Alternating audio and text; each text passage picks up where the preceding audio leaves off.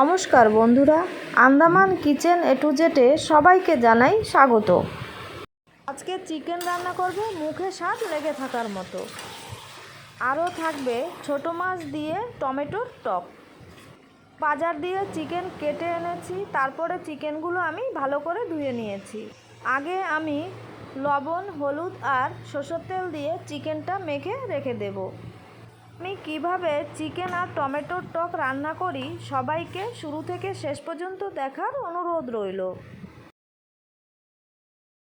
মাংস মাখা হয়ে গেল, এখন ঢাকা দিয়ে রেখে দিলাম।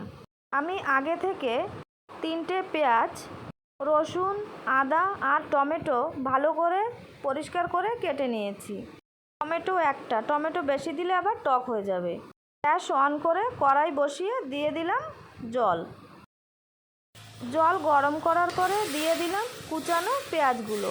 তারপরে আমি পেঁয়াজটা একটু সময় সিদ্ধ করে নেব। পেঁয়াজগুলো আগে সিদ্ধ করার পরে তারপরে দিয়ে দিলাম টমেটো কুচি, আদা আর রসুন।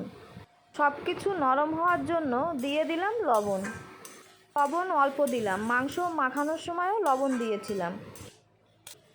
সব কিছু মেশানোর পরে দিয়ে দিলাম ঢাকা দিলে জলদি সিদ্ধ হয়ে যাবে।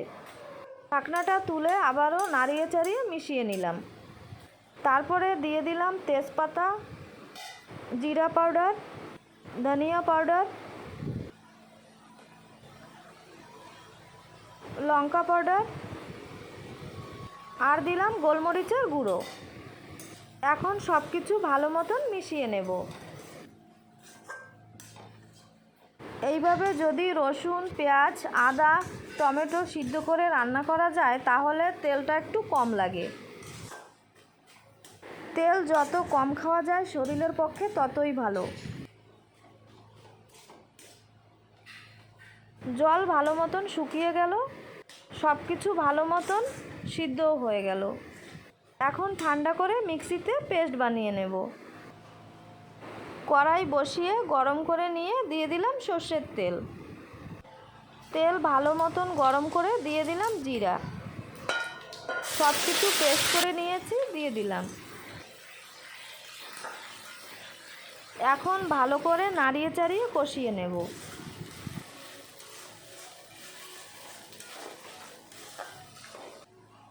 মাংসর স্বাদ বাড়ানোর জন্য দিয়ে দিলাম চিনি। সকল নতুন বন্ধুদের কাছে আমার অনুরোধ, যদি আমার রান্না আপনাদের কাছে ভালো লেগে থাকে তাহলে আমার চ্যানেলটাকে সাবস্ক্রাইব করে পাশে থাকবেন এবং সাপোর্ট করবেন। আপনারা যদি আমার পাশে থাকেন তাহলে আমি আরও সুন্দর সুন্দর রান্নার ভিডিও নিয়ে আসব। মশলা কষানো আমার হয়ে গেল, তারপরে দিয়ে দিলাম মেখে রাখা মাংস। এখন মাংসগুলো মশলার সাথে ভালো মতন মিশিয়ে নেব।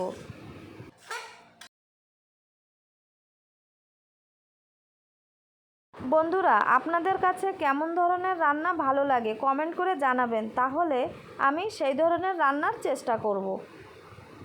এখন মাংস আমি ভালো মতন কষিয়ে নেব।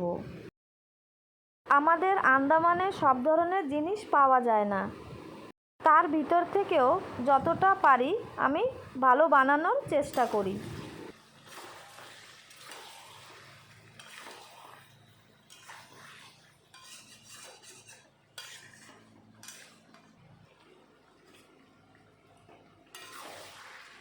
ভিডিও কেউ দেখে চলে যাবেন না, একটা কমেন্ট করে যাবেন। একটা কমেন্ট করে গেলে তাহলে আমি সবাইকে ধন্যবাদ জানাতে পারবো। এইভাবে মাংস কষালে মাংস দিয়ে সুন্দর একটা গন্ধ বেরোয়।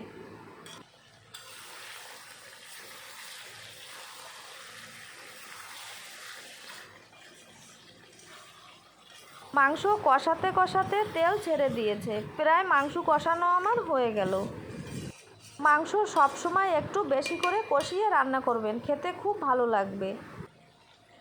এখন দিয়ে দেব পরিমাণ মতন জল।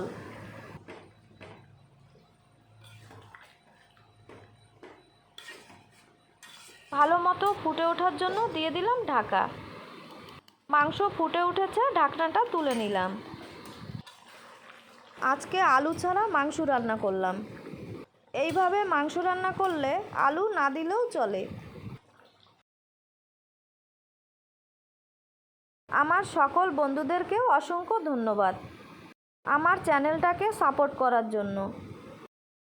আপনারা এইভাবে পাশে থাকবেন আর সাপোর্ট করবেন, তাহলে আমি আরও ভালো ভালো রান্না নিয়ে আপনাদের মাঝে ফিরে আসব। মাংস রান্না আমার প্রায় হয়ে গেল। এখন দিয়ে দিলাম গরম মশলা পাউডার। গরম মশলা ভালো করে মিশিয়ে নিলাম। রান্না আমার একদম কমপ্লিট হয়ে গেল। এখন আমি একটা বাটিতে ঢেলে নেব।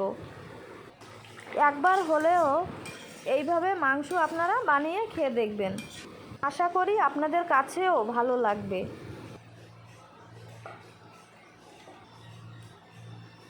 মাংস রান্না একদম কমপ্লিট।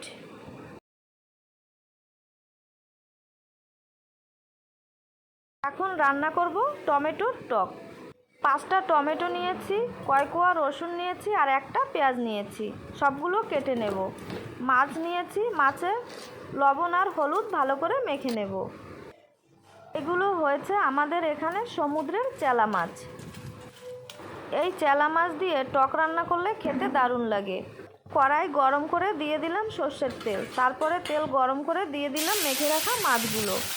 এখন এই পাশ ওই পাশ করে মাছগুলো সব ভালো করে ভেজে নেব। আমাদের এখানে অনেক ধরনের চেলা মাছ পাওয়া যায়, সেই চেলা মাছের ভিতরে এই চেলা মাছগুলো সবথেকে টেস্টি। আমরা এই চেলা মাছগুলোকে জাততারনি চেলা মাছ বলে থাকি। মাছগুলো সব ভাজা হয়ে গেল, তুলে নিলাম। কড়াইতে তেল আছে, তেল আর দিলাম না। এই তেলের ভিতরে দিয়ে দিলাম জিরা আর কালো সর্ষে।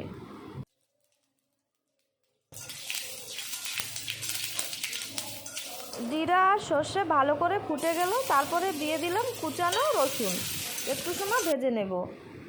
তারপরে দিয়ে দিলাম কুচানো পেঁয়াজ, পেঁয়াজটাও ভালো করে একটু ভেজে নেব।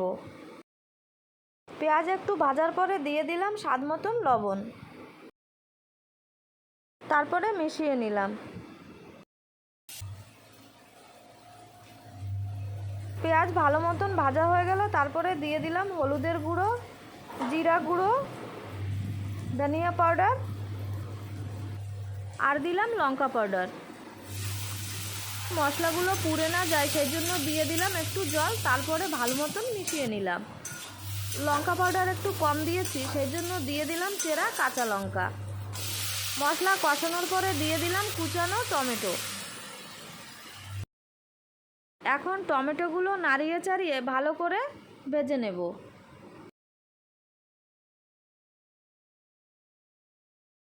এই টমেটোগুলো আমাদের এখানে লোকাল, সেই জন্য গলে একদম মিশে গেছে। অনেক টক হয়, সেই জন্য দিয়ে দিলাম একটু চিনি। টমেটো ভালো করে ভেজে নিয়েছি, এখন দিয়ে দিলাম ভেজে রাখা মাছগুলো। মাছের সাথে টমেটো একটু মিশিয়ে নেব।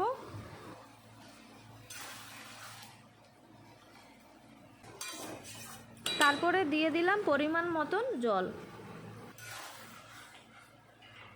এখন ভালো মতন ফুটিয়ে রান্না করে নেব। আমার দুটো রান্না আপনাদের কাছে কেমন লেগেছে? যদি ভালো লাগে তাহলে লাইক, শেয়ার আর কমেন্ট করতে ভুলবেন না কিন্তু। টমেটোর টক রান্না আমার হয়ে গেল, এখন আমি ঢেলে নেব। গরম শুরু হয়ে গেল, আপনারাও এইভাবে টমেটোর টক বানিয়ে খেয়ে দেখবেন, ভালো লাগবে। সবাই ভালো থাকবেন, সুস্থ থাকবেন।